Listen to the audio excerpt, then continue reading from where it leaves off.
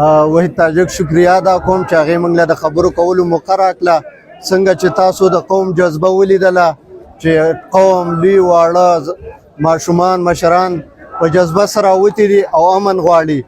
موږ د ریاستي ادارو نه مطالبه کوو چې د باجوړ خلک پر امن خلک دی، دا ترقي غواړي، دا خوشحالي غواړي، دا پرمختګ غواړي. د دې نه زموږ دا مطالبه ده چې څنګه د اسلام آباد حق دی داسې زموږ حق دی چې موږ ته د امن راکړي. زموږ په دې وخت کې 1 پوینټ ایجنډا ده او هغه د امن ده. چرته چې امن وي هلته به ترقي، هلته به خوشحالي، هلته به تعلیم وي، هلته به روزګار. نو تاسو د باجوړ د قوم جذبه ولیدله چې دې وخت کې ټول قوم راوتی دی او هغه د امن تږي دي، امن غواړي.